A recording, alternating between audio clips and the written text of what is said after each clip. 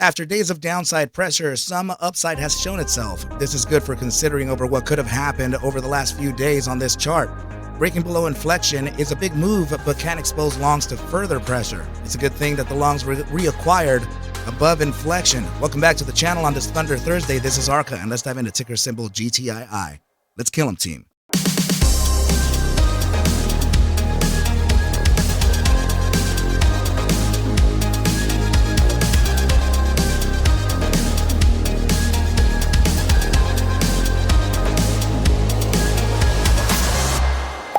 What is up, you guys, and welcome back to the channel. Let's go ahead and dive into ticker symbol GTII. And what we're observing here is actually the daily time frame, and we're using the ARQ composure algorithm here that tells us the manipulation in the market, right? So please notice here that this could very well be the largest. This is definitely the largest manipulation signal that I've ever seen for sure. Prior to this was on FNGR for a 12-hour read.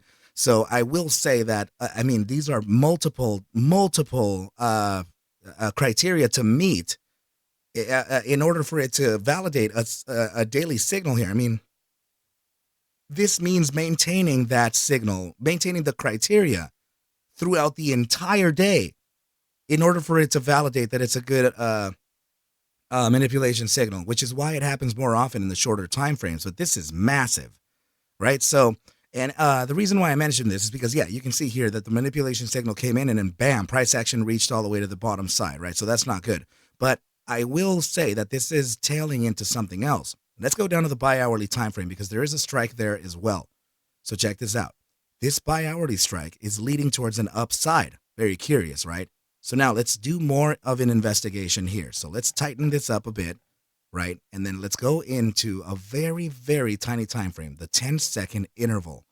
Okay, so take a look at this right here. So if you can't see it, right, let's just go ahead and point a big blue arrow at it right there. You see it, right? The little X. So that right there, I want you to notice what price action did right after that, right? So we got that manipulation signal and price action went up and then it started capitulating, right? So this is kind of my warning right now, just in case we're able to determine a downside here, because that's kind of what happens within these manipulation signals. They manipulate, right? Like just like this, right? They go up and then bam, price action starts to diminish. Look at this. Manipulation upside, and then we just kind of start trickling down, right? Just like here, manipulation upside, and then we start going down. So yeah, I just don't, and obviously you can see here, right? So manipulation, we go up and then down, and then same here, up and down. So I want you to be aware of this because the bi-hourly time frame is it's giving us that signal here. So I really hope that this is not the upside from that bi-hourly before we continue on to the downside. Okay, team. So just it's kind of a little bit of a warning there. I just want everybody to tread carefully, tread lightly. Okay, be very careful. All right, team. So before we move on, just real quick here because this is starting to actually fill up. So please consider reserving your seat here for the ARC Masters course. This is a 16-week mentorship with me, right? So this is the last one I'm going to teach. I've already done 2 completed, right? The track 3 students are right now in week, they're about to go to week number 6. And the track 4 students, which is what I'm acquiring here, they are about to go on in the beginning of January for the last 16-week mentorship that I will teach. Okay, team, so I want you to get your hands on this. I've tried to fit as many people as I can on every track, right? So tracks 1, 2, and 3, all of them had like around 35 or 36 students, right? So from here, I can't really add any more. And I will tell you that there are 13 seats left. Okay, 13 or 14 right around there for the track 4 students. So definitely get in touch with me as soon as you can, and we'll go ahead and get you situated here. Okay, team, let's go ahead and move on and take a look at the next chart here. Okay, so this is the inflection point. My inflection here, the 2 strongest areas are 45.50 and the bottom area of about 43.02, right? Marking the very bottom, the very, very, very bottom of the lows of this entire, of this entire section here, right? So this is critical. I want, this is a little bit of a scary thing down here. I don't want to really talk about I don't really want to talk about this lower low type of thing right now. It's not pertinent just yet, okay? Because I will tell you the conditions. In order for us to continue on to an upside, in order for us to validate or continue on to an upside, we must stay above for daily closures here, above 4302, but specifically 4550. 4550 is a tough area for us to combat. As you can see here, 2 days now of resistance from that 4550. As soon as we can close some daily candles above that 4550, then it would be good for us to then consider 50 cents to 55.96. Okay, so that's in line, right? As criteria or conditions. That's really what price action kind of would need here. Okay, so let's go ahead and move on to the next chart and see what we have. Okay, so this is actually an algorithm that I'm not introducing as for sale just yet, but I will in January. Okay, so this is the first AI-backed ARCa trading systems algorithm here. So this is called the momentum bands or momentum channels, right? So I wanna give you here the 30-minute time frame. We're actually getting. Okay, so I know it's going to be a little too much of context right now, but this is just there's been so much downside volatility here that things are trying to recover and trying to bounce in and out here, little by little. But what the momentum channels do is that they will signal here whenever there's weakness to a current trend using the spectrum, the color spectrum here, green or red. Right, so when there is a shift from red into green, it'll shift into a lighter green, right, into almost invisible. Then it'll darken. I'm sorry, then it'll lighten up, lighten, and then it'll start adding its potential for strength, right? So then it'll give you the signal to say, "Go, let's go." That's ready for that pop to the upside, just like it did here, right? So it gave you a buy signal, completely had you cover right next to it, right here, right? So upon this downside here, it still made you cover within the profit. And then this thing actually longed from this point to the upside. Okay, covered up here. So this, what I'm noticing here is the color shift, right? So notice here that we got a little bit of weakness to the bears, but then the bears actually picked it up one more time. And now if we move this to the 30-minute time frame, look at it. So we had some dark red after shifting from all this green, and now we have just this cherry red, right, with a sell signal here on the 30-minute. And that's my proprietary algorithm, right? But look at this. If we use the ARQ algorithm, the partnership algorithms, notice how we have a sell signal here in the enhanced MACD. Let's pull up ARQ Armor. Armor also has a short signal here. Okay, so in the immediate short-term time frame, yeah, it looks like we may be facing some downside. Enhanced MACD is printing a bear signal down here too. Okay, team, so I want you to be very careful over what's to happen next. Okay, so now let's move on to the next chart to see what we have. Guys, I'm sorry that my voice is a little hoarse right now. I actually have COVID, right? So this is it's hard for me to mask it. And I will say that I definitely recorded this entire video once before this, and then the mic was not on, and I'm like, oh man, that really sucks.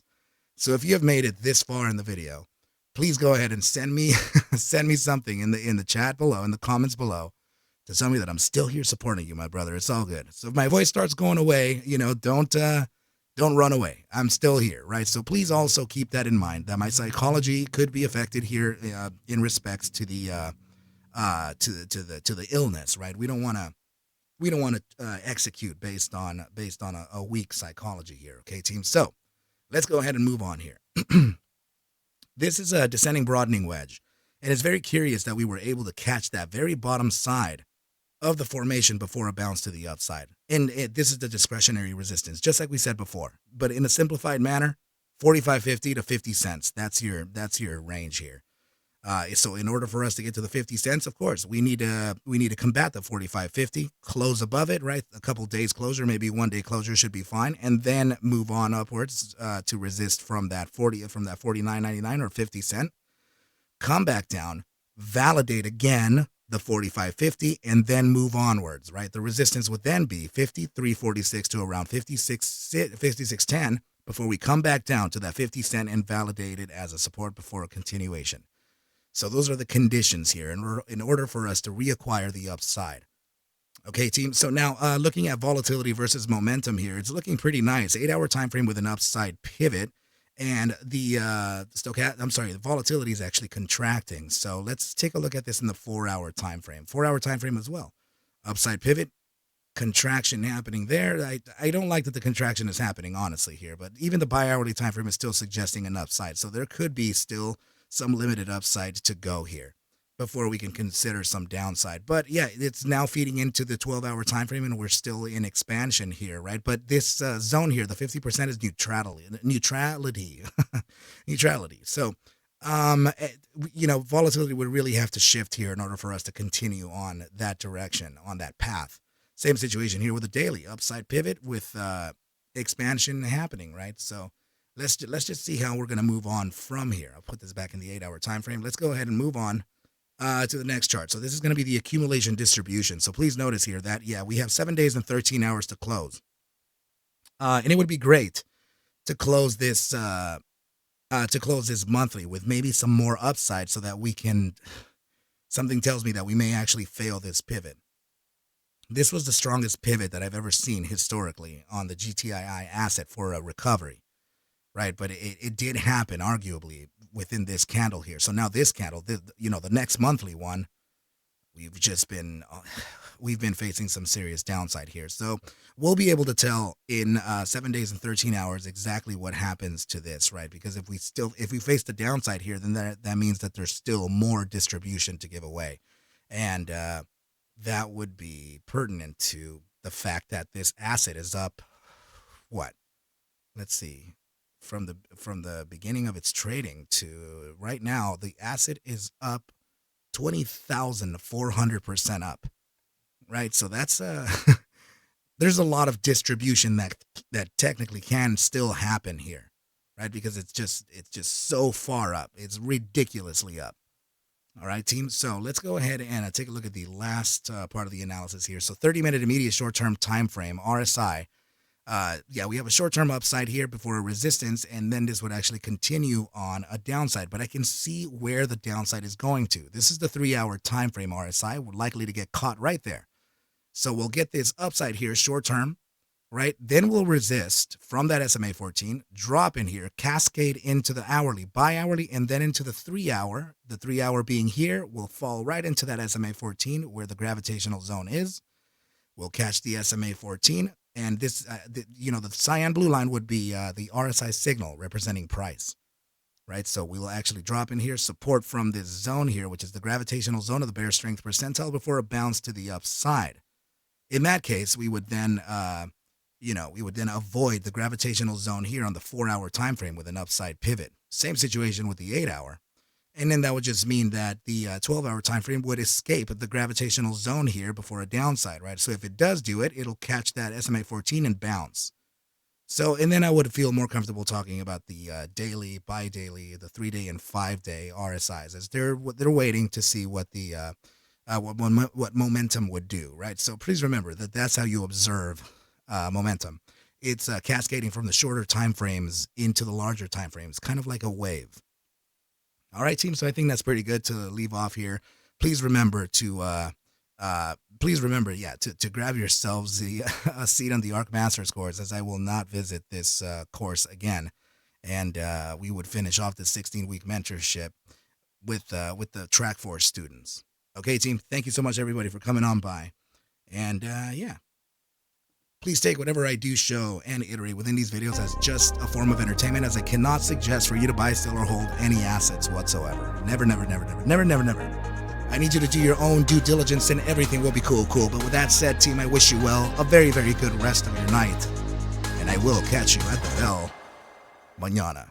Adios, team.